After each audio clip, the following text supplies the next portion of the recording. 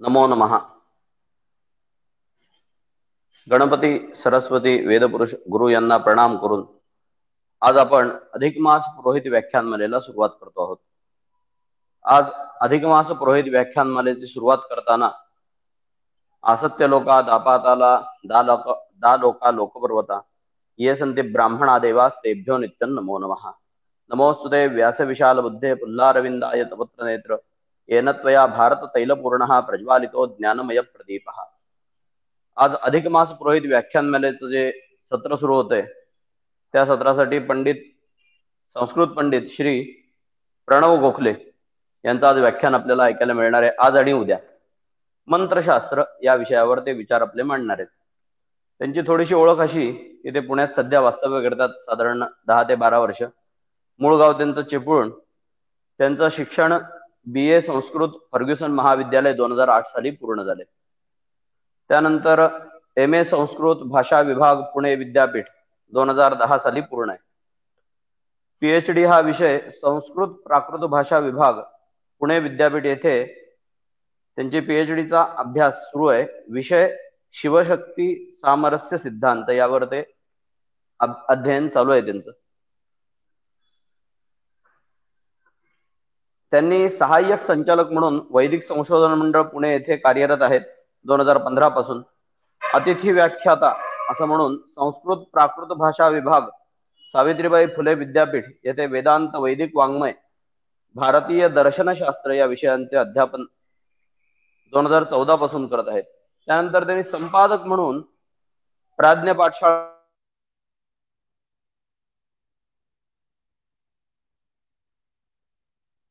2015 इथपर्यंत कार्य केलेलं आहे. लेखन त्यांचं झालेलं आहे. धर्मशास्त्र, पुराण वाङ्मय, पुराणे, महाभारत, दैवतशास्त्र इत्यादी विषयावर सुमारे त्यांनी 700हून अधिक शोध निबंध लिहिलेले आहेत. त्यातले 25 निबंध त्यांनी प्रकाशित केलेले आहेत. छत्रपती शिवाजी महाराजांच्या प्रेरणेने रघुनाथ पंत हणमंते यांनी तयार करून घेतलेला राज्य व्यवहार कोश याचे संपादन आणि प्रकाशन मार्च 2018 साली त्यांनी केलंय. त्यामध्ये त्यानंतर 200हून अधिक त्यांनी कीर्तन केलेत आणि 500हून अधिक व्याख्यानं त्यांनी दिलेली आहेत. आकाशवाणी पुणे येथून गिरवाड भारती चिंतन अशा कार्यक्रमातून सादरीकरण केलेलं आहे. आनंदाश्रम संस्था पुणे, शंकराचार्य मठ मुंजोबा बोळ पुणे येथे उपनिषद वर्ग यांचं संचलन आणि अध्ययन या पद्धतीचं कार्य ते करतात. तर वक्ता दश सहस्रेषु दाता भवति वानवः यांचं इतकं अध्ययन आहे की माणूस आयुष्यात किती प्रकाराने शिकू शकतो याचा विचार केला तर यांच्याकडे बघितलं तर आपल्याला निश्चित जाणवू शकतं. तर आज अधिक मास पुरोहित व्याख्यान मेलेचं हे जे काही पुष्प सुरू होते त्यामध्ये त्यांचं व्याख्यान मंत्रशास्त्र या विषयावर ते आज आणि उद्या आपल्याला व्याख्यान देत आहेत. त्यांना मी विनंती करतो त्यांनी आपल्या अधिक मास पुरोहित व्याख्यानमालेतील पुष्पाला सुरुवात करावी.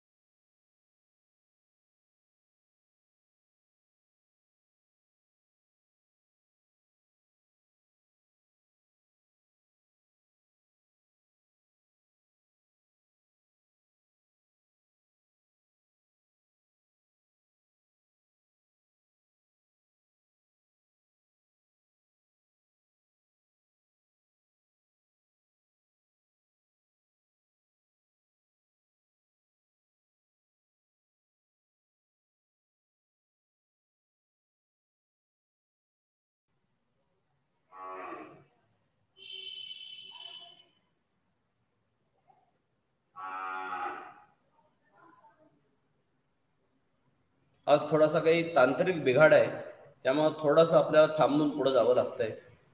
थोड्याच वेळात आपण व्याख्यानाला सुरुवात करू.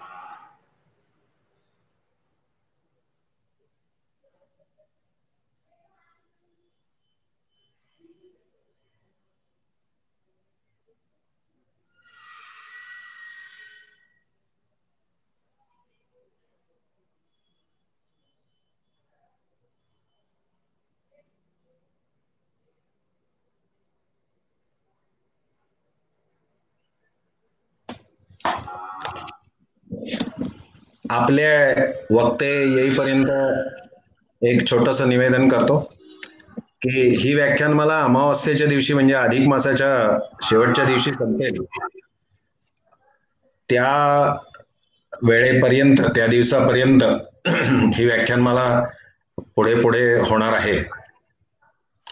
आणि त्या दिवशी आता संपर्क चालू आहे, निश्चित अजून झालेला नाही, पण विवेक शास्त्री गोडबोले आणि आचार्य गोविंदगिरी म्हणजे पूर्वाश्रमीचे किशोरजी व्यास हे दोघे जण समारोपाच्या दिवशी उपस्थित असतील असा ढोबळ अंदाज आहे.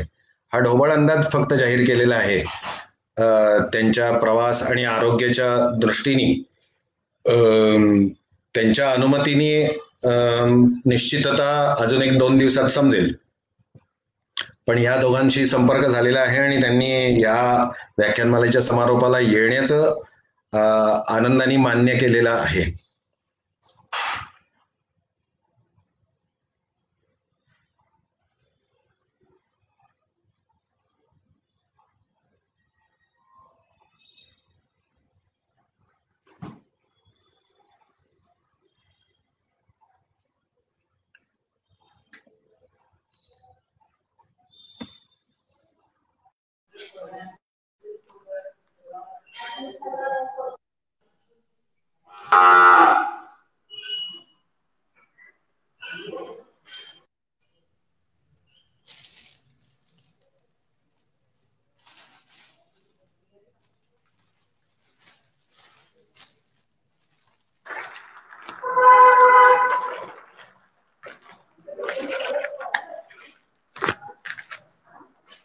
नमस्कार.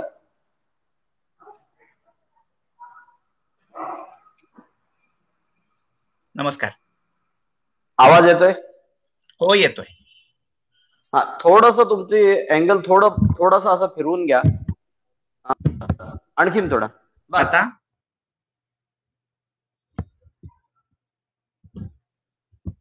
त्यामुळं थोडा उशीर झालाय. त्यांना मी विनंती करतो त्यांनी आपल्या व्याख्यानाला सुरुवात करावी.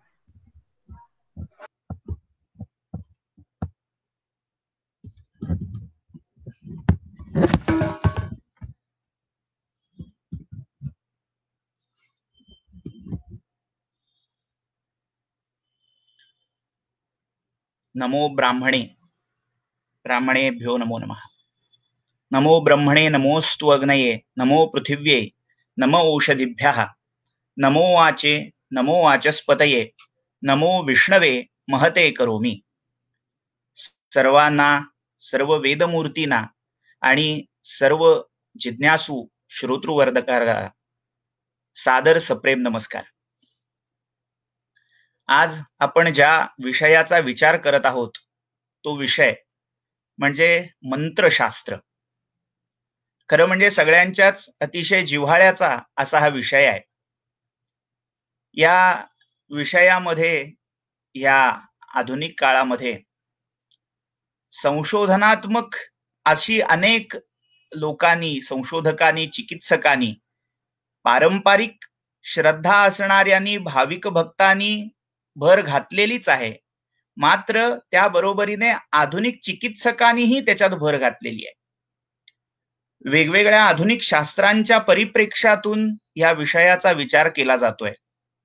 आणि असं असताना नेमकं या शास्त्रातलं अंतरंग काय आहे हे जाणून घेण्याचा, याचा एक धावता आढावा घेण्याचा प्रयत्न आपण आज आणि उद्या या विचारसत्रामध्ये करायचा आहे. मुळात हे जे शीर्षक आहे मंत्र शास्त्र, शीर्षकामध्ये 2 शब्द आहेत, आपल्या सगळ्यांना स्पष्टच आहे, मंत्रशास्त्र, मंत्र संबंधी शास्त्र, मंत्राचं शास्त्र. मात्र या दोन्ही शब्दांचा जो अर्थ आहे तो फार विचारणीय आहे. मंत्र या शब्दाची जी व्युत्पत्ती सांगितलेली आहे, मननात त्राणधर्मित्वात किंवा मननात त्रायते इति मंत्रः. ज्याचं मनन चिंतन केलं गेलं असता, ज्याचं अनुसंधान केलं असता, ज्याचा जप केला असता उद्धार होतो, तो जीव तारला जातो, तो मंत्र होय.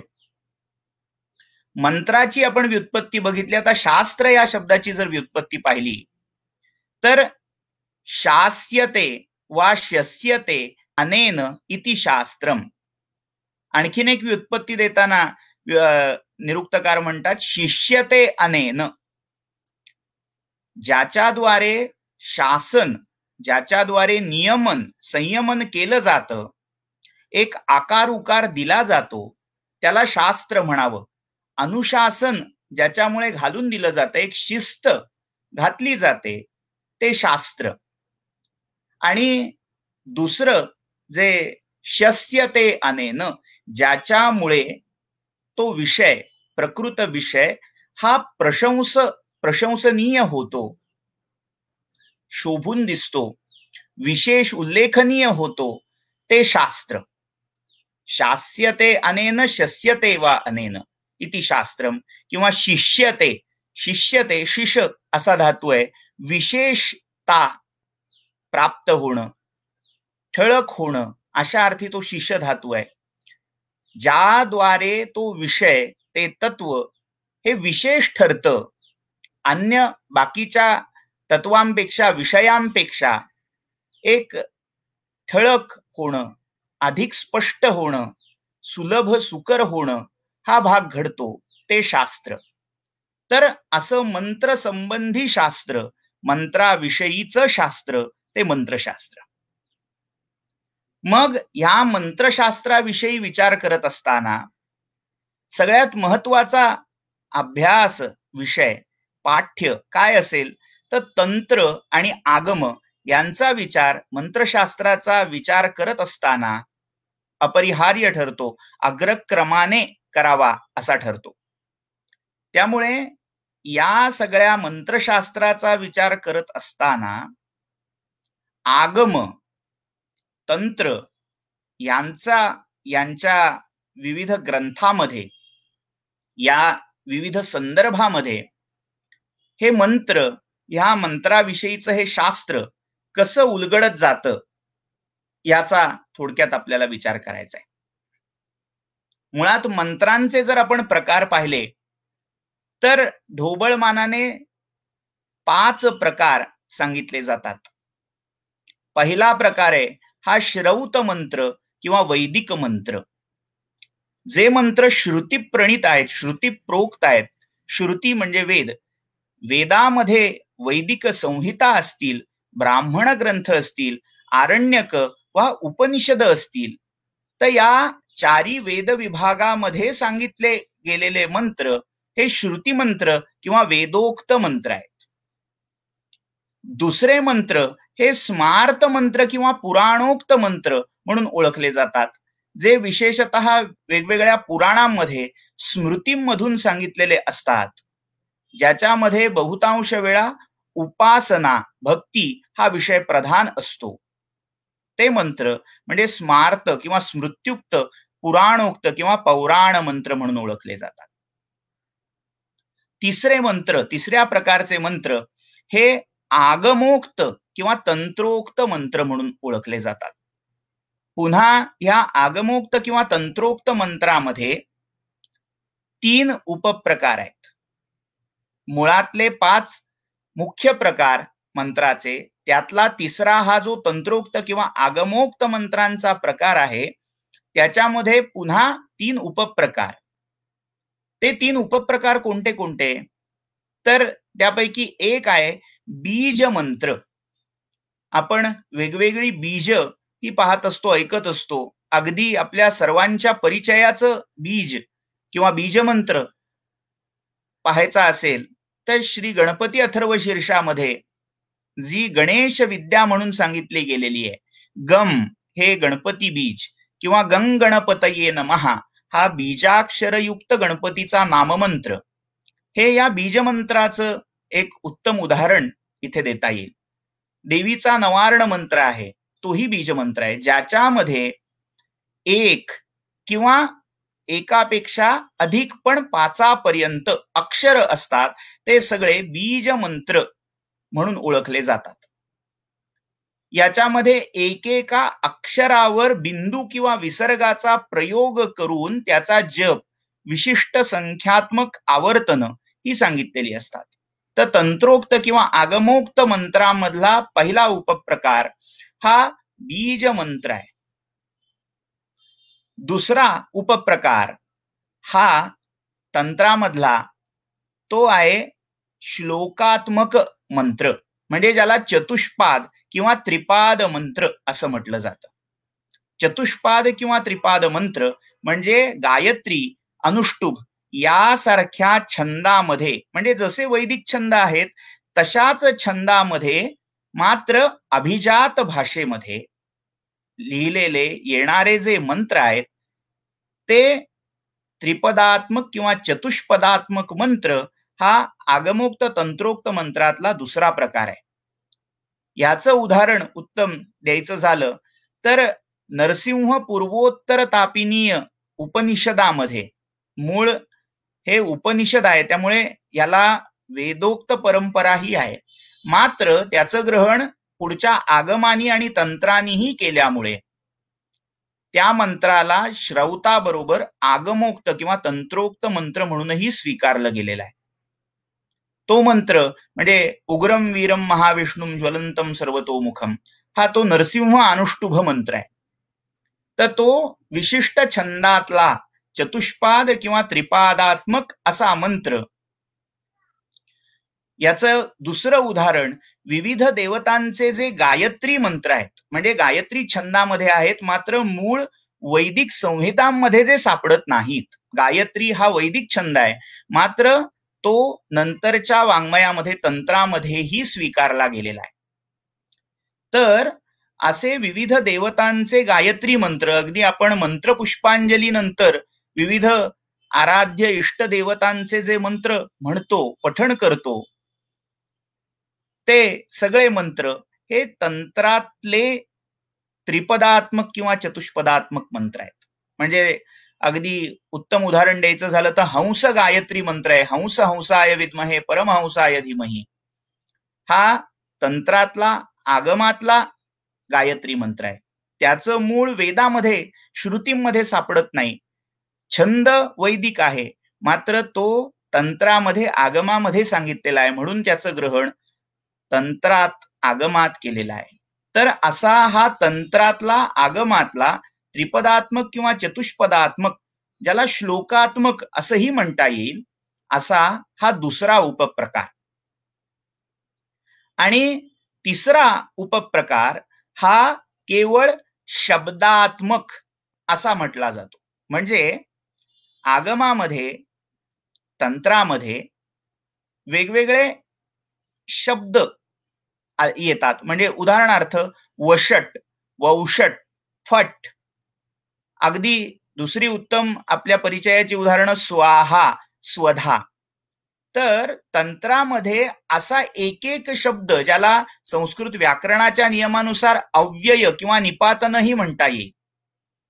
तर अशा अव्ययांना एकेका शब्दाला देखील तंत्राने आगमाने मंत्राचा दर्जा दिलेला आहे. त्यामुळे शब्दात्मक मंत्र, एक शब्दात्मक मंत्र हा अजून एक तंत्रातला आगमातला शेवटचा असा उपप्रकार आहे. पुन्हा एकदा मी आवृत्ती करून घेतो कुठले कुठले उपप्रकार मी तंत्रातल्या आगमातल्या मंत्रांचे सांगितले त्याची. बीज मंत्र, दुसरे श्लोकात्मक किंवा छंदात्मक आगमोक्त मंत्र आणि तिसरे शब्दात्मक आगमोक्त मंत्र. तर आगमातल्या तंत्रातल्या मंत्रांचा हा प्रकार आहे. आपण मूळ जे मुख्य प्रकार बघतोय त्यातला हा तिसरा प्रकार आपण पाहिला. पहिला श्रौत मंत्र झाला किंवा वेदोक्त मंत्र झाला, दुसरा पुराणोक्त किंवा स्मृत्युक्त, ज्याला स्मार्त किंवा पौराण असंही म्हटलं जातं, ते मंत्र, तिसरे आगमोक्त आणि तंत्रोक्त मंत्र, चौथे हे सगळे नाममंत्र आहेत. म्हणजे ज्या ज्या देवतांची आपल्याला पूजा करायची, स्मरण करायचंय, त्या त्या देवतांच्या नामापूर्वी ओंकार किंवा श्रीकार किंवा त्या देवतेचं काही विवक्षित बीज सांगितलेलं असेल तर त्याचा उच्चार करून त्या देवतेचं चतुर्थ्यंत नाम करून त्याच्या पुढे नमहा हे अव्यय जोडणं म्हणजे नाममंत्राचा भाग इथे तयार होतो. आता याच्यामध्ये काही संस्कृत मंत्र आणि काही प्राकृत मंत्र असेही परंपरेमध्ये, परिपाठामध्ये, उपासनेमध्ये आलेले दिसतात. अगदी त्याचं उदाहरण द्यायचं झालं तर ओम नमः शिवाय किंवा श्री गणेशाय नमहा, गंगणपतये नमहा हे जसे उदाहरणं देता येतील, ही संस्कृत नाममंत्रांची उदाहरणं आहेत. तशीच प्राकृत नाममंत्रांची उदाहरणं म्हणजे वारकरी संप्रदायामध्ये म्हटला जाणारा रामकृष्ण हरी किंवा ओम रामकृष्ण हरी हा मंत्र, समर्थ संप्रदायामध्ये म्हटला जाणारा श्रीराम जय जय राम हा नाममंत्र, किंवा दत्त संप्रदायामध्ये म्हटला जाणारा दिगंबरा दिगंबरा श्रीपाद वल्लभ दिगंबरा हा नाममंत्र. असे नाममंत्रामध्ये संस्कृत आणि प्राकृत असे दोन उपभेद पडतात. हा मंत्रातला चौथा प्रकार झाला नाममंत्र हा. आणि पाचवा आणि अंतिम प्रकार हा शाबर किंवा शबरी विद्येतून उत्पन्न झालेले सांगितलेले मंत्र. हा प्रकार थोडासा या बाकीच्या मंत्रांपेक्षा वेगळा आहे. शाबर मंत्रामध्ये किंवा शाबरी विद्येमध्ये जे वेगवेगळे व्यवहारात येणारे अडीअडचणीचे भाग आहेत, म्हणजे वेगवेगळे रोग असतील, विकार असतील, काही बाधा असतील, काही अडचणी असतील, त्याच्यावर तात्कालिक मात करण्यासाठी, रेमिडी साधण्यासाठी, त्याचं निवारण करण्यासाठी जे काही प्राकृत भाषेमधले मंत्र सांगितले गेलेले आहेत, या सगळ्या मंत्रांची रचना नाथ परंपरेमध्ये, नाथ संप्रदायामध्ये केलेली आहे. त्यामुळे नाथ सांप्रदायिकांनी नाथ सिद्धांपैकी एक शबरिपा किंवा शबरपा नावाचे 84 सिद्धांपैकी एक सिद्ध होऊन गेले. त्यांनी या मंत्रांचा संप्रदाय सुरू केला अशी एक लोकमान्यता आहे, लोकधारणा आहे. काहींच्या मते मत्स्येंद्रनाथ यांनी सप्तशृंग म्हणजे नाशिकच्या जवळ जी सप्तशृंगीचं 3.5 पीठापैकी, शक्तीपीठापैकी अर्धपीठ मानलं जातं, त्या पीठाच्या त्या पर्वतावर, त्या स्थानी घोर तप करून ह्या शाबरी विद्येची सिद्धी केली. त्यातनं हे विविध मंत्र निर्माण केले किंवा रचले. त्यांना या शाबरी विद्येचं कवित्व परंपरेने दिलेलं आहे. आणि काहींच्या मते साक्षात भगवान शंकरांनी या कलियुगामध्ये जे आचारविहीन, विचारविहीन असे हे जडमूढ झालेले लोक आहेत, त्यांच्यासाठी ज्यांच्या उपासनेमध्ये अत्यावश्यकता आहे शुचितेची, साधन शुचिता असेल, आचार विचारांची शुचिता असेल, त्या वेदोक्त किंवा स्मृत्युक्त किंवा अन्य तंत्रोक्त मंत्रांची उपयुक्तता या जडमूढांसाठी शून्यप्राय झाली. आचार विचारहीन झाल्यामुळे या मंत्रांचा उपयोग या लोकांना होईनासा झाला. त्यामुळे त्यांनाही उद्धाराचा मार्ग मिळावा, त्यांनाही कुठेतरी एक आधार मिळावा, यासाठी शिवांनी भिल्लिणीच्या शबरीच्या रूपामध्ये असणाऱ्या माता पार्वतीला शबर किंवा निषादाच्या रूपात या मंत्रविद्येचा उपदेश केला. म्हणूनही या विद्येला शाबरी विद्या म्हणून ओळखलं जातं. वेगवेगळ्या कथा आहेत, त्या कथांमध्ये शिरण्यापेक्षा तो एक मंत्र प्रकार, शाबरी मंत्र हा एक प्रकार आहे, हा इथला मुद्दा सांगायचा. हे शाबरी मंत्र बहुतांश प्राकृत भाषामध्ये, हिंदी, अवधी, काही ठिकाणी मराठीही असेही हे शाबरी मंत्र आढळतात आणि बहुतांश काम्य, लौकिक, व्यावहारिक अडीअडचणींवरच याची उपयुक्तता सांगितली जाते. विशेष आध्यात्मिक अनुभवासाठी सहसा शाबरी मंत्रांचा प्रयोग होत नाही, असल्यास अपवादात्मक त्यांना म्हणता येईल. तर असे हे 5 मंत्रांचे प्रकार आपण थोडक्यात पाहिले. पुन्हा एकदा मी उजळणी करून घेतो. पहिला वेदोक्त किंवा श्रुत्युक्त मंत्र हा मुख्य प्रकार. दुसरा स्मार्त किंवा पौराणोक्त मंत्र प्रकार.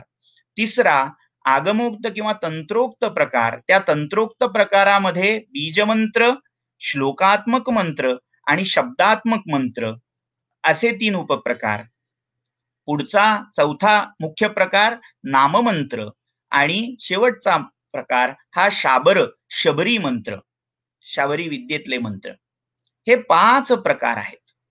आता ह्या प्रत्येक प्रकाराची उपासना करत असताना बरेच वेळा प्रश्न उद्भवतात. एक सगळ्यात सर्वसामान्यपणे विचारलेला प्रश्न म्हणजे हे मंत्र कसे जपावेत, कुठे घ्यावेत, कोणाकडून शिकावेत.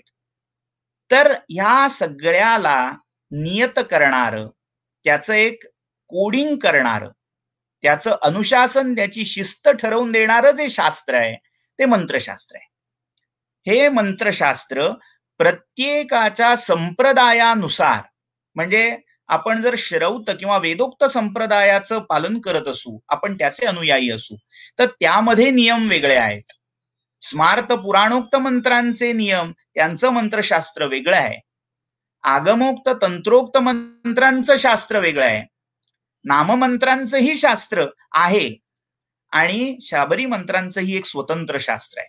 त्यामुळे आपण जो मंत्रशास्त्राचा विचार करतोय तो सरसकट एक स्थूल मानाने, एक आउटलाईन म्हणून हा इथे विचार करतोय. त्या प्रत्येक संप्रदायामधले अगदी सूक्ष्मातिसूक्ष्म असे नियम आपण इथे पाहत नाही. ज्याच्या त्याच्या संप्रदायानुसार, ज्याच्या त्याच्या गुरुमुखातून दिलेल्या अनुशासनानुसार या मंत्रांची साधना, अनुष्ठान, पुरश्चरण ही करायची असतात. मात्र सर्वसामान्य नियमानुसार हे करत असताना, हे मंत्रांचं जप अनुष्ठान करत असताना ज्या काही गोष्टी पाळायला लागतात, जी काही विधिविधानं सांभाळावी लागतात, त्याचा विचार आपण इथे करायचा आहे. सगळ्यात पहिलं जे आपल्याला यामध्ये पाहायला लागेल ते काय टाळायचंय. म्हणजे मंत्र अनुष्ठान करत असताना, मंत्रांचा जप करत असताना आपल्याला काय टाळायचंय ते आधी कळायला पाहिजे आणि काय करायचंय ते मग कळायला पाहिजे. त्यामुळे अगदी सुटसुटीत सांगायचं झालं तर आज आपण काय टाळायचंय हे बघूया, उद्या काय करायचंय, काय सांभाळायचंय ते बघूया.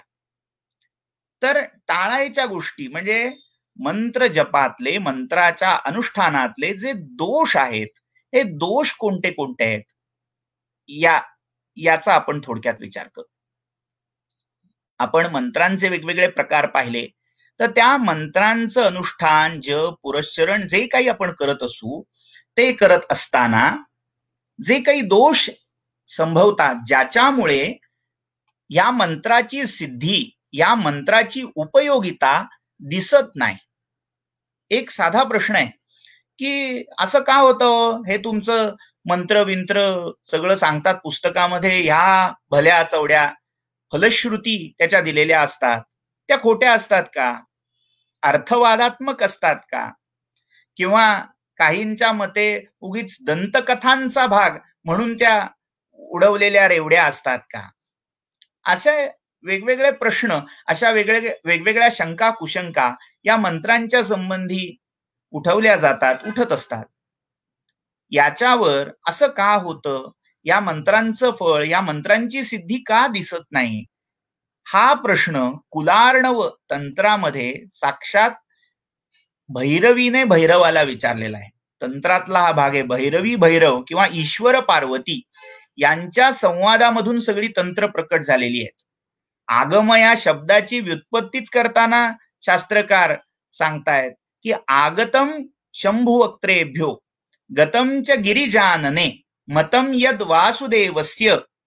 तस्माद आगमम उच्यते. आगम म्हणजे काय? आगतम शंभू वक्त्रेभ्यो. शंभू शिवाची 5 मुख आहेत. वक्त्रेभ्यो असं म्हटलंय, अनेक वचन वापरलंय. शिवाची 5 मुख आहेत. ती 5 मुख म्हणजे 4 दिशांची 4 आणि एक ऊर्ध्वमुख. म्हणजे संध्या वंदनामध्ये जे भस्मधारण करते वेळीचे जे मंत्र आहेत ते एकेका मुखाचे मंत्र आहेत.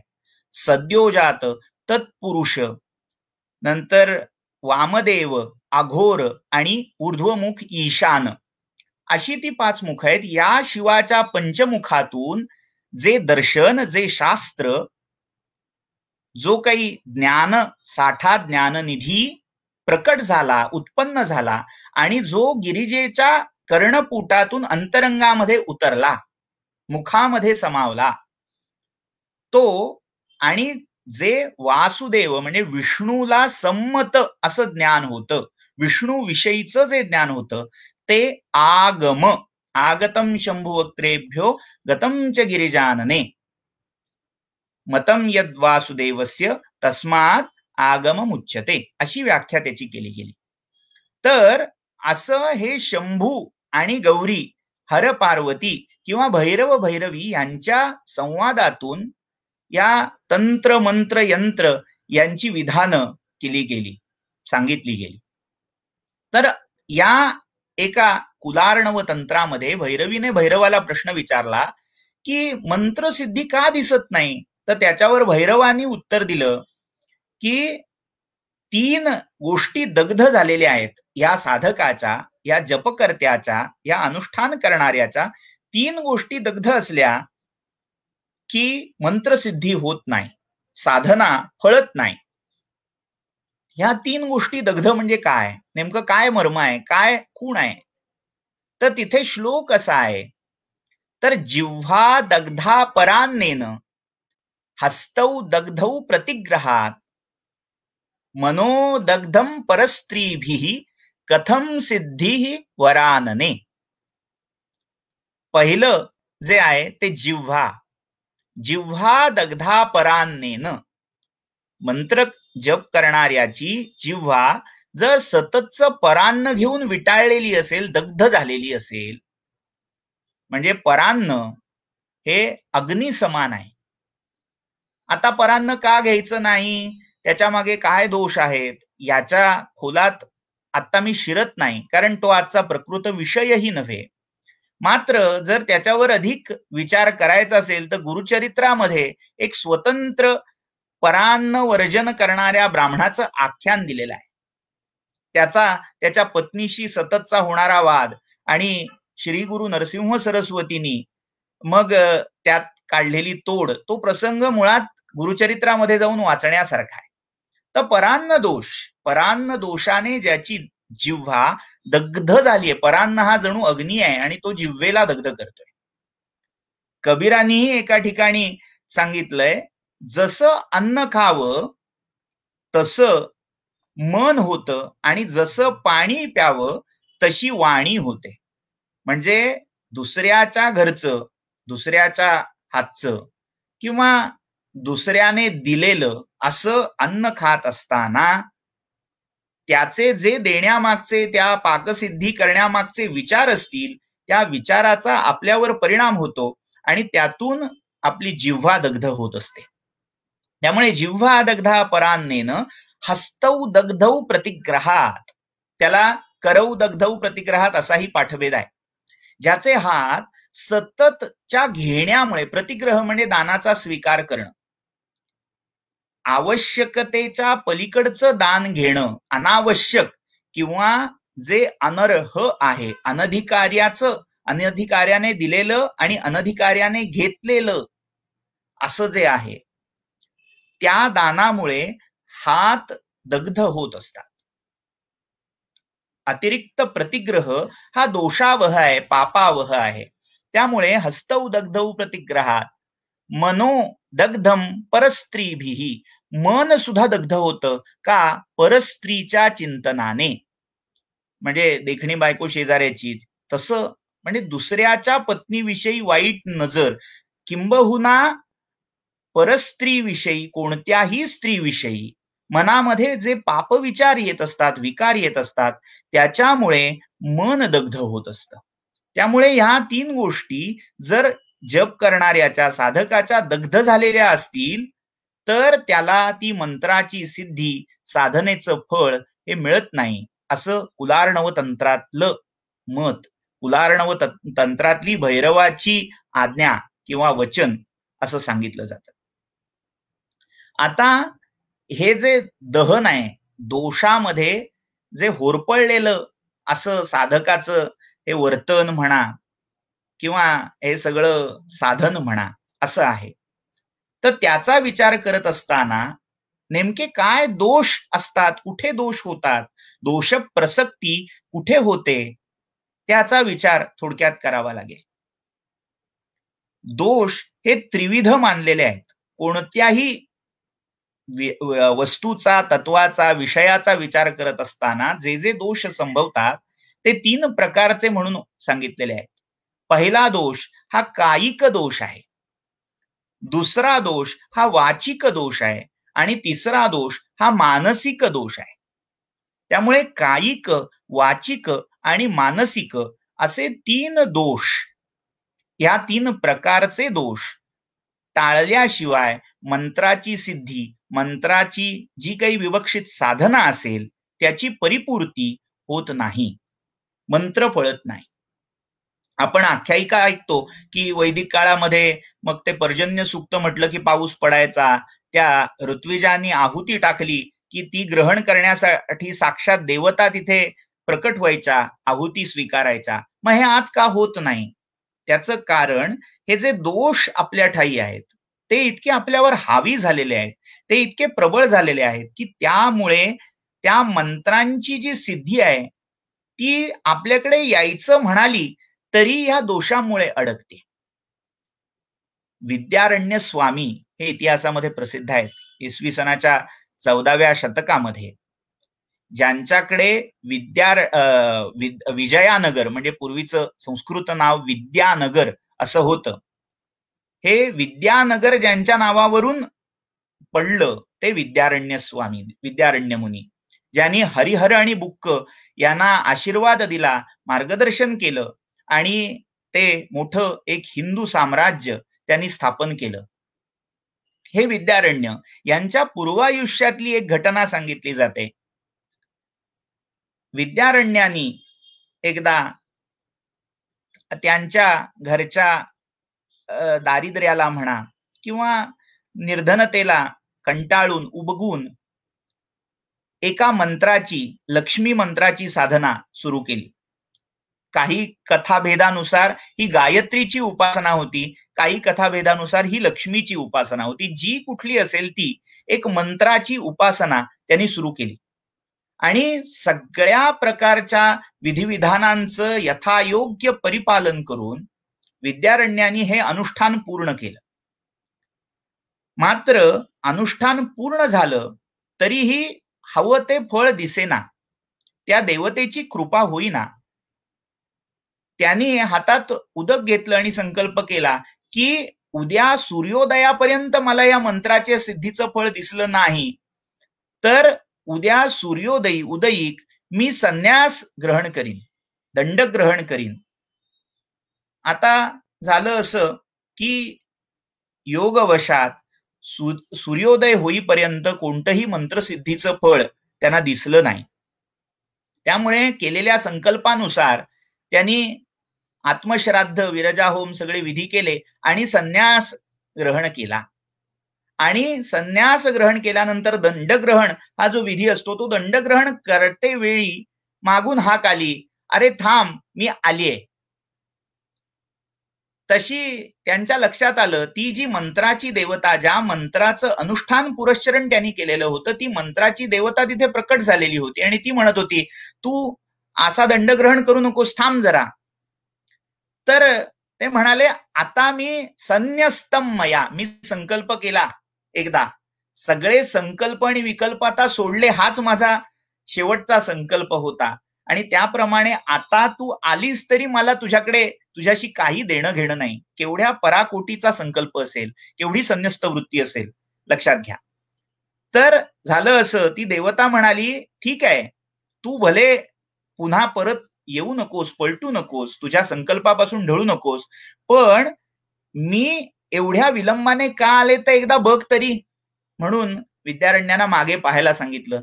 मागे जेव्हा त्यांनी पाहिलं तर 7 घनघोर अशी अरण्य, पर्वताच्या समान अशी अत्युच्च पसरलेली त्यांना दिसली. 7 मोठे पर्वत, आणि ते पर्वत वनाने आच्छादित. त्या वनामध्ये अनेक प्राणी हिंस्र श्वापद संचार करतायत, असं सगळं दृश्य त्यांना दिसलं. आणि त्या सगळ्यांना पार करून ही देवता आलीये असं त्यांच्या लक्षात आलं. त्यांना त्यांची जिज्ञासा चाळवली, विचारलं हे काय आहे. तर त्या देवतेने सांगितलं, तू जी गेल्या 7 जन्मामध्ये पातक जमवलेली होतीस, दोष तुझ्या ठाई होते, ते पार करून येईपर्यंत मला इतका कालावधी लागला. मग म्हणाले, तू काल का नाही आलीस? काल माझं पुरश्चरण सगळं अनुष्ठान पूर्ण झालं होतं, तू काल यायला हवं होतंस. त्यावर देवता म्हणाली की जरी हे सगळं झालं तरी तुझ्या ठाई एक अहंकार शिल्लक होता. हे अनुष्ठान मी पूर्ण केलं हा, आणि तो अहंकार, तो अभिमान मला तुझ्या समोर प्रकट होण्यापासून अडवत होता. तो सगळ्यात मोठा खुंटा, तो सगळ्यात मोठा अडसर तुझ्या भेटीमध्ये होता. आणि ज्या क्षणी संन्यस्तम मया असं तू म्हटलंस, ज्या क्षणी हे सगळं सोडलंस, त्या क्षणी कुठेतरी तुझा तो अहंकारही गळला. म्हणजे लक्षात घ्या, ते संन्यस्तम मया ह्या वाक्याच्या, या संकल्पाच्या उच्चारणामध्येही काय सामर्थ्य असेल, काय भावना असेल ते उच्चारण्यामागची, की त्या सरशी जो शेवटचा मोठा अडसर होता तोही गळून पडला आणि ती देवता या साधकाला भेटली. आपल्याही बाबतीत थोड्याफार फरकाने हे होत असतं. मात्र विद्यारण्यांच्या बाबतीत तो अभिमान, अहंकार गळून पडला, आपला तो गळत नाही. त्यामुळे ती देवता आपल्याला भेटत नाही. आपण आपला इगो, आपला अभिमान, किंवा मी अमकं केलं, मी असं केलं, या एका मिथ्या अभिनिवेशामध्ये वावरत असतो. त्यामुळे मंत्रसिद्धी मिळत नाही. तर असे मंत्रसिद्धी न मिळण्याबाबतीतली जी कारणमीमांसा आहे त्याचा विचार केला असता जे 3 प्रकारचे दोष संभवतात, ते 3 प्रकारचे दोष आता आपण पाहूया. कायिक दोष, वाचिक दोष आणि मानसिक दोष, असे ते मंत्र साधनेतले दोष आहेत. हे मंत्र साधनेतले दोष कौल ज्ञानावली माला नावाचा एक ग्रंथ आहे, त्याच्यामध्ये सांगितले गेलेले आहेत. शारदा तिलक, मेरुतंत्र याही ग्रंथामध्ये या दोषांची खूप दोषांवर चर्चा केलेली आहे. सुज्ञ किंवा जिज्ञासू मंडळींनी जरूर हे ग्रंथ अभ्यासावेत, पहावेत. प्रत्येकामध्ये याची संख्या, यांची स्वरूप वेगवेगळी आहेत, पण आपण मगाशी म्हटल्याप्रमाणे एक सार संक्षेपाने आपण हे दोष पाहतोय. सर्वसमावेशक होतील असा या दोषांचा विचार आपण इथे करतोय. तर सर्वप्रथम जे दोष कायिक पातळीवर होतात, ते कायिक दोष कोणते, म्हणजे शरीराच्या पातळीवर मंत्र जपातले दोष कोणते कोणते होतात ते पाहूया. त्यातला सगळ्यात पहिला जो दोष सांगितलेला आहे, शौचाचार विहीनता. शौच आणि आचार याची विहीनता असणं. शौच याचा अर्थ शुचिता, पवित्र असणं. हे शौच किती प्रकारचं सांगितलेलं आहे, तर सगळ्यात पहिलं कायिक शौच, म्हणजे शरीर. जेव्हा तुम्ही मंत्रजप, मंत्राची साधना करताय, तेव्हा तुम्ही शरीर स्वच्छ ठेवलं पाहिजे. म्हणजे मलमूत्र, घाम या सगळ्या विकारांची निवृत्ती झाली पाहिजे. मुखमार्जन केलेलं असलं पाहिजे आणि स्नान केलं गेलेलं असलं पाहिजे. म्हणजे ही देहाची शुचिता आहे. दुसरी शुचिता ही मनाची शुचिता आहे. मनामध्ये वाईट साईट विचार असता कामा नयेत. ते पुन्हा मानसिक दोषांचा विचार करत असताना येणारच आहे, पण ही वैचारिक मानसिक शुचिता ही तितकीच आवश्यक आहे. पुढची शुचिता ही साधन शुचिता आहे. साधन शुचिता याच्यामध्ये पुन्हा 3 वेगवेगळे प्रकार आहेत. साधन याचा अर्थ जपासाठी जी साधन माध्यम वापरली जात आहेत, म्हणजे तुमचं आसन, तुम्ही कुठलं आसन घेतलेलं आहे, आता कशी आसनं असावीत ते आपण उद्या बघणार आहोत, मात्र कसं नसावं ते आज बघायचंय. म्हणजे तुमचं आसन, तुम्ही ज्या जागी जपाला बसताय त्या स्थानाची आणि आसनाची शुचिता, घाणेरड्या जागी जिथे दुर्गंध येतोय, जिथे पाणी साचलंय, किंवा जिथे 4 चौघांचे बडबडीचे, गप्पा गोष्टींचे, हसण्या खिदळण्याचे आवाज येत आहेत, ते स्थान. आसन फाटलेलं आहे, जळलेलं आहे, किड्यांनी खाल्लेलं आहे, किंवा जे आसन ओलं झालेलं आहे, अशी आसनं आणि अशी स्थानं ही शुची मानली गेलेली नाहीत. ही अशुची स्थानं, अशुची आसन आहेत. म्हणजे साधन शुचितेमध्ये जपाची जी साधनं आहेत तीही शुद्ध पवित्र असली पाहिजेत. दुसरं साधन म्हणजे माळ. तुम्ही जी माळ, ज्या माळेवर तुम्ही जप करताय ती माळ, म्हणजे मग ती माळा अपवित्र वस्तूंची नसावी किंवा अपवित्र वस्तूंना त्या माळेचा स्पर्श होत नसावा. म्हणजे काय तर तांत्रिक किंवा कापालिक संप्रदायामध्ये, काही वामाचारामध्ये हाडांच्या किंवा मनुष्याच्या शरीरापासून उत्पन्न झालेल्या पदार्थांच्या माळा केल्या जातात. म्हणजे हाडांची माळ, अनेक काही गर्ह्य प्रकार आहेत, त्याच्या तपशिलात मी शिरत नाही. किंवा लाख, जतू असे जे वेगवेगळे पदार्थ आहेत त्यापासून बनवलेली माळ जी ज्वालाग्राही आहे, मेणापासून बनवलेली माळ, ह्या सगळ्या त्याज्य सांगितलेल्या आहेत. अगदी आधुनिक पदार्थांचा विचार जर केला तर प्लास्टिकची माळ ही त्याज्य आहे.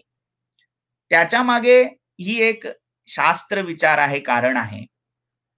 आता या सगळ्या माळा आपण जपाला घ्यायच्या नाहीयेत, किंवा आपली चांगली शुद्ध जी माळ आहे, मग रुद्राक्षाची असेल, स्फटिकाची असेल, तुळशीची असेल, पोळ्याची असेल, ती जमिनीला टेकता कामा नाहीये किंवा कचऱ्यात पडता कामा नाहीये, खुंटीला टांगता कामा नाहीये.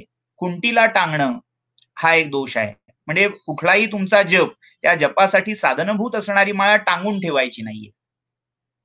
तर ही साधन शुचितेमधली मालेची शुचिता, किंवा जे करमालेचा किंवा पर्वमालेचा उपयोग करतायत, म्हणजे हातावरच्या बोटावर किंवा बोटांमधल्या पेरांवर जे जप मोजतायत त्यांनी हात स्वच्छ ठेवला पाहिजे. घाणेरडा, उष्टा, खरकटा हात जपासाठी वापरायचा नाहीये.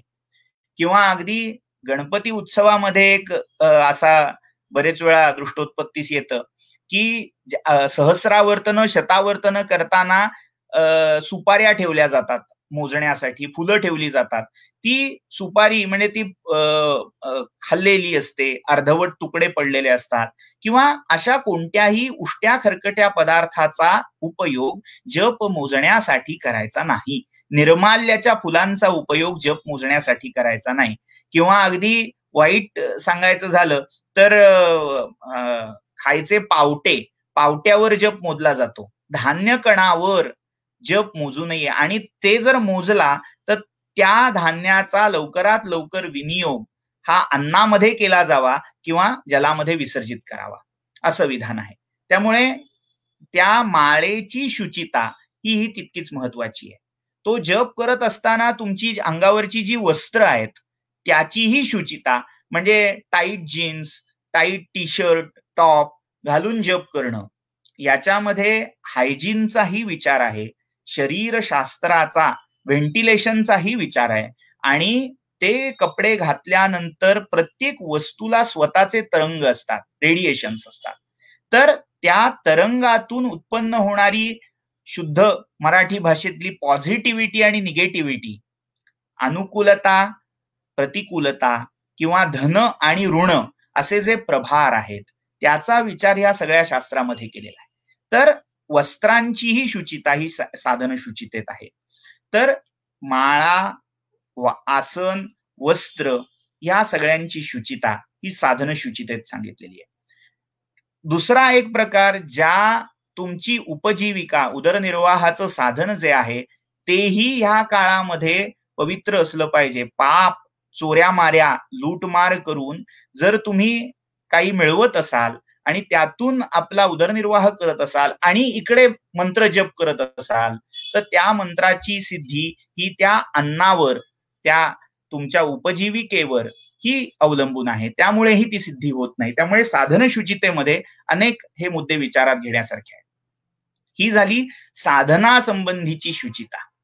म्हणजे आचार याच्याकडे वळण्याआधी सगळ्या प्रकारचे जे जे काही शौच म्हणून सांगितलेलं आहे, शरीराचं असेल, मनाचं असेल, वाचेचं शौच असेल, हे सगळं जेव्हा पाळलं जात नाही तेव्हा ती शौच विहीनता येते. किंवा अगदी साधी गोष्ट आहे, जप करता करता शिंक आली, खाकरणं, घाम येणं, हे जर आलं तर त्याच्यानंतर आचमन सांगितलेलं आहे. आचमन करून, अपस्पर्श करून किंवा कर्णांत स्पर्श करून तुम्ही पुन्हा ते शुचित्व प्राप्त करू शकता. तर ते जर झालं नाही तर तो जप खंडित मानला जातो.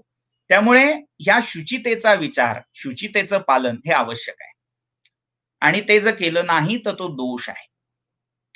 आचार विहीनता. आता आचार म्हणजे जे जे काही तुमच्या वर्ण किंवा आश्रमांनी सांगितलेले दिलेले आचार आहेत, मग कोणताही वर्ण, कोणतीही जाती असो, त्या प्रत्येकाचे जे विहित आचार आहेत त्यांनी विहीन असणं, कर्माचा त्याग करणं, अनिर्बंध वागणं, हे सगळं जे अनिर्बंध वागणं आहे ते आचार विहीनता म्हणून ओळखलं जातं. म्हणजे मी पुन्हा आपल्या मूळ पदावर येतो, कायिक प्रकारचे जे दोष आहेत त्याच्यात शौच आणि आचारांची विहीनता हे कायिक दोष म्हणून पाहता येतात. त्याच्या पुढचे जे दोष आहेत ते वाचिक दोष आहेत. मंत्रशास्त्राच्या बाबतीत मंत्र हे मूलतः वाक् प्रधान असतात, वाङ्मय असतात. त्याच्यामध्ये वाक् हे तत्व प्रधान असतं.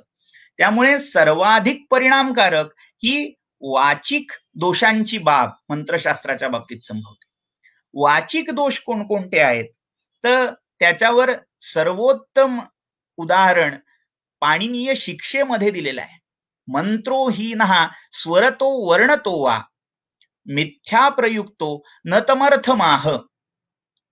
म्हणजे ह्या मंत्राचं उच्चारण स्वरतः वर्णतो वा जर उण झालं, मंत्राचा जप करत असताना कुठला स्वर नको तो उच्चारला गेला, नको तसा उच्चारला गेला, तर यथेंद्र शत्रू स्वरतोपराधात पाणिनीय शिक्षा सांगते.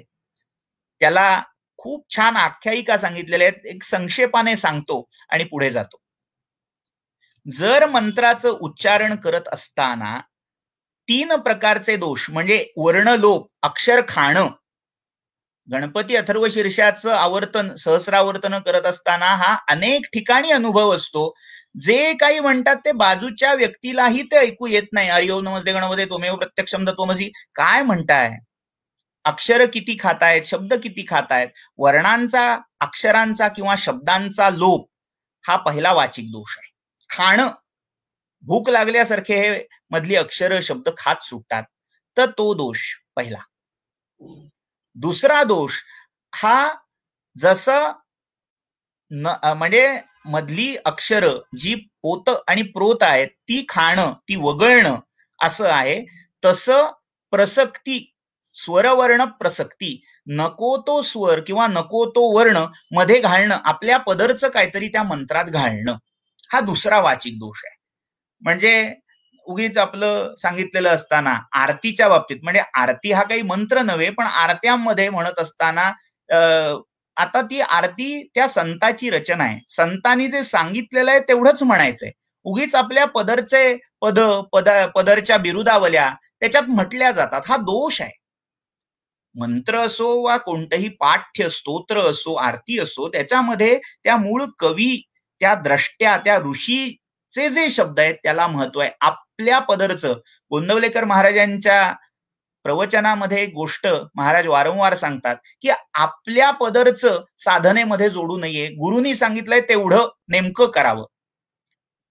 जय देव जय देव जय मंगल मूर्ती हो श्री मंगल मूर्ती, दर्शन मात्रे मन स्मरणे मात्रे मन, कामना पूर्ती हो मनकामना पूर्ती. मग छंद जातो.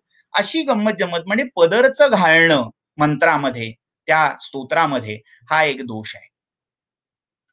अजून पुढचा दोष, मंत्रोहीन हा स्वरतो वर्णतो वा. स्वर वर्ण, आता वैदिक मंत्र, श्रुत्युक्त मंत्र यांच्या बाबतीतली ही एक महत्वाची बाब की त्याचं उच्चारण करत असताना उदात्त अनुदात्त स्वरित यांचं नेमकं भान असायला हवं. त्यासाठी तो मंत्र, त्याची संथा गुरुमुखातून, योग्य अधिकारी व्यक्तीच्या मुखातून झालेली असली पाहिजे. म्हणजे कोणीतरी लुंग्या सुंग्याने तो उच्चारला, आम्ही गायत्री मंत्र सकाळी लावून ठेवतो, अनुराधा पौडवाल, सुरेश वाडकर गायक उत्तम आहेत, मात्र त्यांच्या मुखातून त्याचं स्वरात ओढून ताणून बसवलेलं प्रारूप ते मंत्र म्हणून लावणं. अनेक मंडळी अशी आहेत की आम्हाला तो जप करायला जमत नाही म्हणून कॅसेट लावून ठेवतो. कॅसेट लावण्याबद्दल नाही, एक प्रकारे स्थितस्य गतीही चिंतनीया या तत्वाने something is better than nothing, काही न करण्यापेक्षा ते बरं आहे. मात्र ते काही बरं असलं तरी अंतिम ते नाही. जर परफेक्शनचा आपण विचार केला तर ते फार योग्य म्हणता येणार नाही.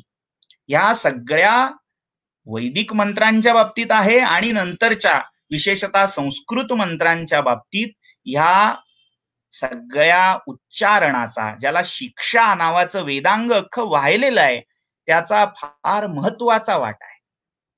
याला ज्या आख्यायिका मगाशी मी म्हटल्या की त्वष्टा हा 12 आदित्यांपैकी एक आहे, एक प्रजापती आहे. ह्या त्वष्टा प्रजापतीने इंद्राशी काही त्याचा भांडण आल्यामुळे, वैर आल्यामुळे एक मोठा यज्ञ केला आणि या यज्ञामध्ये त्याने आहुत्या टाकल्या. आहुत्यामध्ये जो मंत्र होता तो होता इंद्रशत्रो विवर्धस्व माचिरम जही विद्विषम.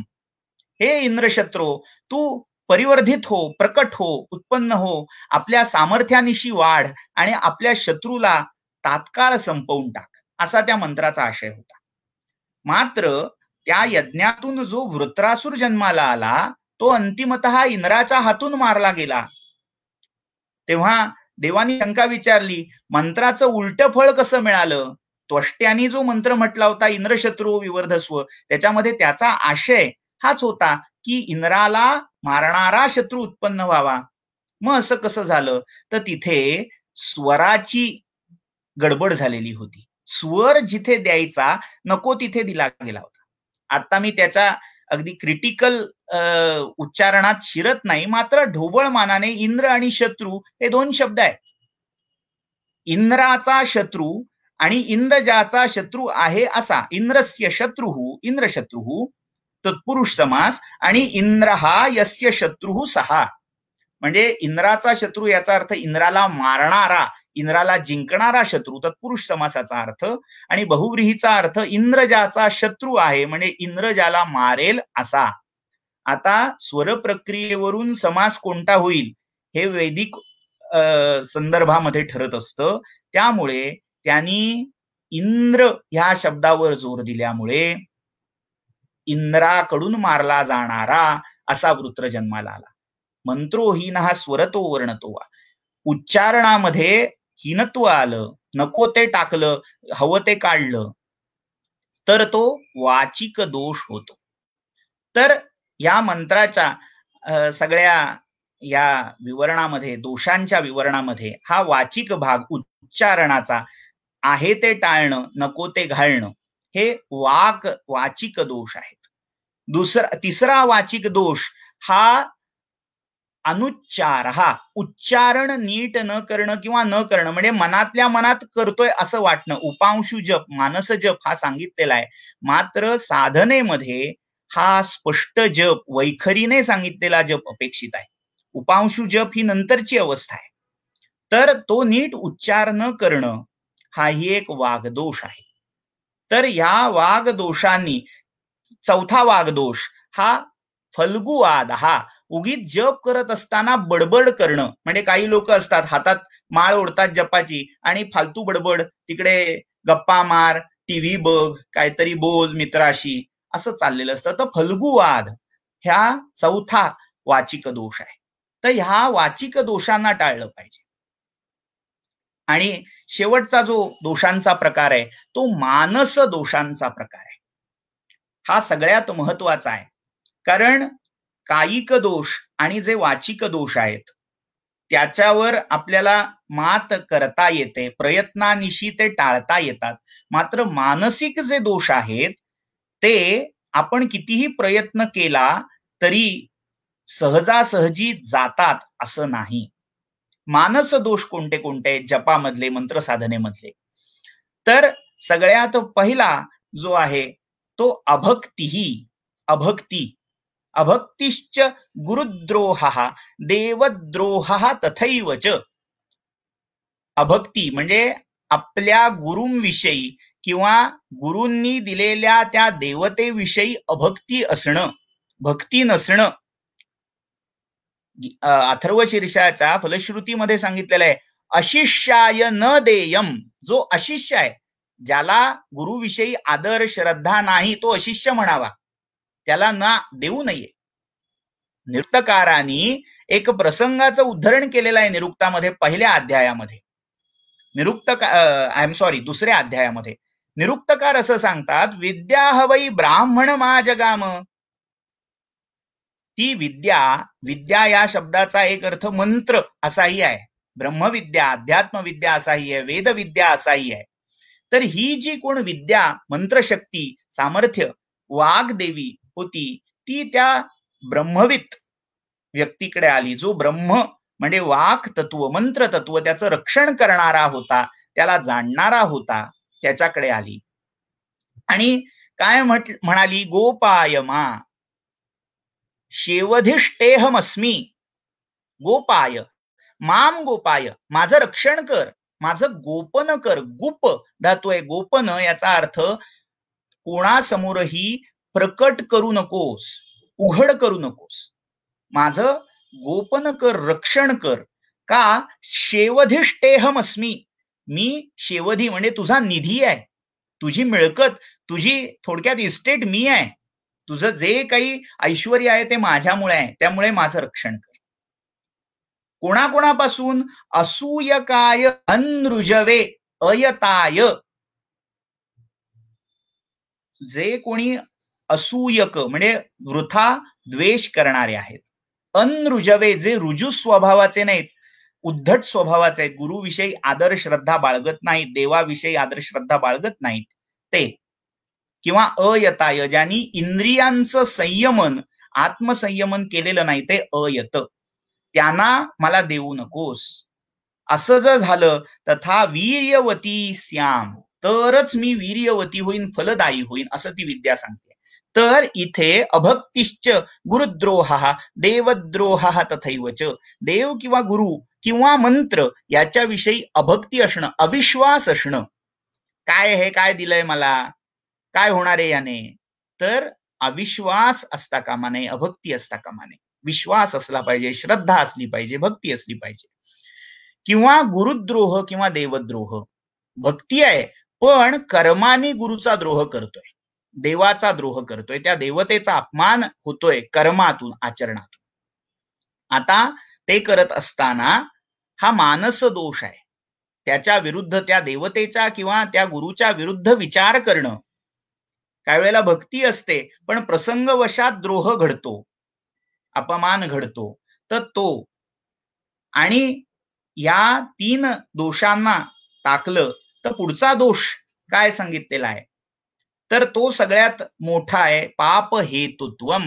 ही मंत्र साधना करत असताना मनात पापी विचार, पाप प्रयोजन असेल, वाईट हेतूने तुम्ही जर मंत्रसिद्धीची इच्छा करत असाल, या पापी प्रयोजनाविषयी एक आख्यायिका सांगतो आणि या दोषांचं जे विवरण आहे ते आटोपत घेतो. इच्छा, मंत्र साधना करत असताना जो हेतू असायला पाहिजे तो कायम स्वच्छ शुद्ध असला पाहिजे. त्या आपल्या मनातल्या प्रयोजनाचं प्रतिबिंब आपल्या साधनेमध्ये पडत असतं आणि त्या साधनेच्या शुद्धतेवर त्याचं फळ निर्धारित होत असतं. भागवत पुराणामध्ये आणि विष्णू पुराणामध्ये एक सुंदर आख्यायिका आहे.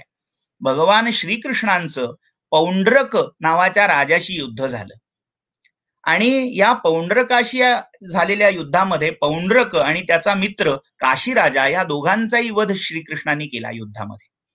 आता या सगळ्या प्रकारामध्ये जो काशीराजाचा मुलगा, त्याचं नाव होतं सुदक्षिण, तो चिडला आणि त्याने कृष्णांचा वध करण्याचा प्रयत्न केला. आता कृष्णाच्या पराक्रमापुढे आपला काय पाड लागणार या भीतीने त्याने उघड उघड वैर केलं नाही, मात्र त्याने अभिचार प्रयोगाचा अवलंब केला, अभिचार प्रयोग केला. अभिचार विधीनी त्याने भैरवाला प्रसन्न करून घेतलं आणि त्या सगळ्या अभिचार विधीतून त्याने प्रार्थना काय केली, मंत्र कुठला, म्हणजे त्या विधीच्या अंती जे काही फळ मागायचं होतं ते काय मागितलं, कृत्याम देही मे देव पितृहंतुर्वधाय मे, असं तो म्हणाला. काय, हे देवा मला कृत्या द्या, कृत्या प्रदान करा. कृत्या म्हणजे एक उग्र राक्षसी स्वरूप शक्ती, अग्निस्वरूप शक्ती जी शत्रूचा विध्वंस करते, शत्रूचा नायनाट करते. तर ही कृत्या मला प्रदान करा. कशासाठी, पितृहंतुर्वधाय मे, माझा जो पितृहंत आहे म्हणजे माझ्या वडिलांचा नाश ज्याने केला, हत्या ज्याने केली, त्याच्या वधासाठी मला ही कृत्या द्या. झालं तर दक्षिणाग्नीमध्ये दिलेल्या त्या आहुतीने एक भयंकर अशी ज्वालारूपिणी कृत्या तिथे प्रकट झाली आणि म्हणाली, सांग, प्रसन्नास्मी किम कुर्याम, ते प्रसन्न आहे, तुझ्या आहुतीने मी प्रसन्न आहे, सांग काय करू काय करू. तशी तो म्हणाला, कृष्णाला जाऊन मार, द्वारकेला जाऊन जाळ. आता कृष्णाला मार इथपर्यंत ठीक होतं, द्वारकेला जाळ हे कशासाठी, हेतू पाप हेतू होता, पापी प्रयोजन होतं. आता झालं असं, ती कृत्या तर निघाली जाळायला, ती कृत्या द्वारकेकडे निघाली आणि द्वारकेतली घरं तिच्या आगमनामुळे पेटायला लागली. जेव्हा भगवान श्रीकृष्णांना वर्दी गेली तेव्हा कृष्ण द्यूत क्रीडेमध्ये आपल्या पत्नी बरोबर रममाण झाले होते. तेव्हा सुदर्शनाची योजना त्यांनी या कामी केली, बघ जरा काय आहे ते निपटून ये, असं सुदर्शनाला सांगितलं आणि अर्थात सुदर्शन निघालं. सुदर्शनाच्या त्या दिव्य प्रभावापुढे ती अर्थात कृत्या किती टिकणार, आणि ती कृत्या त्या सुदर्शनामुळे हतप्रभ झाली आणि ती ज्याप्रमाणे त्या चुकीचे प्रयोग करणाऱ्याच्या मांत्रिकावर त्याचा मंत्र, त्याची विद्या उलटते, तशी ती कृत्या त्या सुदक्षिणावरच उलटली आणि त्या कृत्येमुळे तो सुदक्षिण सराज्य अख्ख्या काशी नगरी सहित दग्ध झाला, जळून गेला. काशीपुरी या एका सुदक्षिणाच्या चुकीच्या हेतूने, पाप प्रयोजनामुळे दग्ध झाली. म्हणजे मंत्राची साधना, मंत्राची उपासना करत असताना, जप करत असताना मनामधला हेतू, आपलं प्रयोजन हे देखील पापमय असता कामा नये. हा चौथा दोष आहे. इति मनोदोष चतुष्टयम, हे मानसिक प्रकारचे मंत्र जपातले 4 दोष सांगितले. या दोषांनी रहित जेव्हा मंत्र साधना केली जाते, मंत्र जप केला जातो, तेव्हा त्या इप्सित फळाची, जे काही शास्त्रामध्ये मंत्रशास्त्रांनी आगमशास्त्रांनी सांगितलेलं आहे, त्या फळाची निश्चित प्राप्ती होते. असं अनेकांचा अनुभवही आपल्याला सांगतो. शास्त्रवचन आहेच आहे आणि सगळ्यात महत्वाचं आपल्या संत मंडळींनी दिलेली ही प्रतिज्ञा आहे, दिलेला शब्द आहे. योग दर्शनामध्ये योगसूत्रकार पतंजली आपल्याला सांगतात, ईश्वर प्रणिधानाद्वा, ईश्वर प्रणिधानाने ती समाधी अवस्था प्राप्त करून घेता येते. मग ती कशी येते, तर तस्य वाचकः प्रणवः तज्जपः तदर्थ भावनम. ओंकार, प्रणव हा तो मंत्र आहे आणि प्रणव ओंकार हा सगळ्या मंत्रांचा प्रतिनिधीभूत आहे. प्रणवात्मक, ओंकारात्मक असे जे सगळे मंत्र आहेत, त्या मंत्रांचा जप, तदर्थ भावनम, त्या मंत्राच्या अर्थाचं अनुसंधान, भावन, याद्वारे त्या ईश्वर प्रणिधान या अंगाची सिद्धी होते. म्हणजे ईश्वराची उपासना सिद्ध होते आणि ईश्वराची उपासना पूर्ण झाली, सिद्ध झाली की त्या समाधीची प्राप्ती होते. इथे आपला हा जो मंत्रशास्त्राचा विचार विमर्शाचा पहिला भाग आहे. म्हणजे याला मी काय टाळावं, मंत्रशास्त्रातलं हे बहिरंग आहे, बाहेरच्या बाहेर काय ठेवावं आणि आत कसं असावं, आत काय घ्यावं, आत काय येऊ द्यावं, ह्याचा विचार मंत्रशास्त्राच्या अंतरंगाचा आपल्याला यथासंभव यथाशक्य उद्या करायचा आहे. काही तांत्रिक अडचणीमुळे आपलं सत्र सुरू करायला थोडा विलंब झाला, त्याबद्दल क्षमा प्रार्थी आहे. आपण इथे विश्रांती घेऊया. सर्वेत्र सुखिनः सन्तु, सर्वे सन्तु निरामयाः, सर्वे भद्राणि पश्यन्तु, पश्यन्तु मा कश्चित् दुःखमाप्नुयात्. ओम शांती शांती शांती. धन्यवाद. धन्यवाद प्रणवजी. आज पंडित प्रणव गोखले यांनी आपल्याला मंत्रशास्त्र याबद्दल आजपासून त्यांचं व्याख्यान सुरू झालंय. आजपासून उद्यापर्यंत हे व्याख्यान चालणार आहे. पण कदाचित यांचंच व्याख्यान 8-10 दिवस ठेवायला हवं होतं. तर खूप काही गोष्टी आपल्याला आणखीन खोल जाऊन समजल्या असत्या असं वाटतंय. हे व्याख्यान न थांबवता चालूच ठेवावं आणि आपण ऐकत राहावं. अत्यंत सुबक सुंदर शब्दात त्यांची मांडणी आहे. नमो ब्रह्मणेपासून त्यांनी सुरुवात करून मंत्रशास्त्र एक शब्द आहे, पण मंत्र वेगळा आहे आणि शास्त्र वेगळं आहे. याचं त्यांनी आपल्याला सुंदर तंत्र काय आहे, मंत्र काय आहे, आगम विचार काय आहे, मंत्राचे प्रकार किती आहेत, नाममंत्र आहे, श्रुती स्मृती पुराण आगम तंत्र शाबरी मंत्र, अन्य बऱ्याच प्रकारच्या मंत्रांबद्दल त्यांनी आपल्याला विवेचन केलंय की ते मंत्र कसे म्हणावेत, मंत्र म्हणताना काय अपेक्षित आहे. काया वाचा मने यथार्थ रामेणमय तरीच श्लाघ्यवाणे रामदास्य. पण मंत्र म्हणताना काया वाचा मन हे सगळं शुद्ध करून त्या देवतेपर्यंत जाण्याचा प्रयत्न केला तर ती मंत्रसिद्धी होते. म्हणजे त्यांनी जिव्हा दग्ध प्राज्ञेन हस्तो दग्ध परिग्रहात मनोदग्धम परस्त्रीभिः मंत्रसिद्धी कुतो भवेत. म्हणजे जिव्हा दग्ध अन्नदोष पहिल्यांदा असेल तर तो मंत्राच्या सिद्धीला कारण ठरणार नाही. त्यामुळे अन्न शुद्धी पाहिजे. म्हणजे काय खायचं, काय बघायचं, काय वाचायचं याचा प्रत्येकाने आपण विचार केला तर त्या मंत्रसिद्धीच्या मार्गात आपल्याला जायला अडथळा येणार नाही. द्रव्य घेत असतो, पण ते द्रव्य कुणाकडचं आहे, काय आहे, कसं आहे, कारण ते द्रव्य आणून त्याचं अन्न घेऊन आपण खाणार आहोत. मग तेही शुद्ध पाहिजे. आणि मग त्याच्यानंतर शरीर वाणी मन हे शुद्ध करून त्या मंत्रांच्या मार्गामध्ये गेलो तर आपल्याला बरीचशी सिद्धी प्राप्त होऊ शकते. त्यासाठी त्यांनी कौलव ज्ञानावली माला असा एक ग्रंथ सांगितला. त्यानंतर शारदा तिलक आणि मेरुतंत्र. मेरुतंत्र तर शिवांचंच आहे. बराचसा उल्लेख तंत्रशास्त्रामध्ये बराचसा उल्लेख शिवांनीच सांगितलेला आहे. म्हणजे पार्वतींनी विचारावं आणि शिवांनी त्यांच्या भक्तांना सांगावं असा बहुतेक जेवढं काही माझं वाचन आहे त्यामध्ये शिवांनीच तंत्रशास्त्राचा बराचसा विचार समाजाला किंवा आपल्या भक्तांना उपयोगी व्हावा म्हणून सांगितलेला आहे. त्यानंतर शौच अशौच वाचिक मानस दोष. त्यानंतर आरतीमध्ये म्हणला जाणारा प्रकार 2-2 म्हणलं जातं. गणपतीची आरती आहे, पांडुरंगाची आरती आहे, दत्तात्रेयांची आरती आहे. तर जे काही संतांचं वचन आहे ते आपण न बिघडवता त्यांनी जो काही त्याला स्वर दिलेला आहे किंवा त्यांनी जे काही छंद मांडलेला आहे त्यामध्ये म्हणून ती आरती करावी. गोंदवलेकर महाराजांनी त्यांनी मंत्र या विषयाबद्दल बोलताना उदाहरण दिलेलं आहे. त्यानंतर भागवत पुराणामध्ये पौंड्रक राजाची कथा त्यांनी सांगितली. कृत्या ही अग्निजिव्हेसारखी जी राक्षसी तयार झाली, राक्षसी सारखीच, कारण ती चांगलं काय ते भस्मसात करण्यासाठी तिची उपासना करून त्यांनी उत्पन्न करून घेतली होती. तर तिची कथा त्यांनी सांगितली. आणि शेवटी योगदर्शन योगसूत्र पातंजलींचाही त्यांनी विचार सांगितला. कारण हे सगळे हे एकमेकाशी उत्तम पद्धतीनं आतून बारीक बारीक करत गेलं तर जोडले जाणारे संत म्हणा, ऋषी म्हणा, देवता म्हणा, हे सगळे एकमेकाला पूरकच आहेत. त्यानंतर ओंकार हा सर्व देवतांचा प्रतिनिधी आहे. ज्ञानेश्वर माऊलींनी ओम इत्येकाक्षर ब्रह्म म्हणजे ओम या अक्षरापासून सगळीच अक्षरांची उत्पत्ती आहे. पाणिनीय सूत्रांचा त्यांनी विचार सांगितला. पाणिनीयामुळे अष्टाध्यायी आपल्याला कळली, शिक्षा चतुष्टय कळलं. शिक्षेमध्ये मंत्र कसा म्हणावा, त्या मंत्राचा अर्थ काय, मंत्र असा म्हणला नाही तर काय होतं आणि असा म्हणला तर अक्षता शस्त्ररूपेण वज्रम पुतती मस्तके.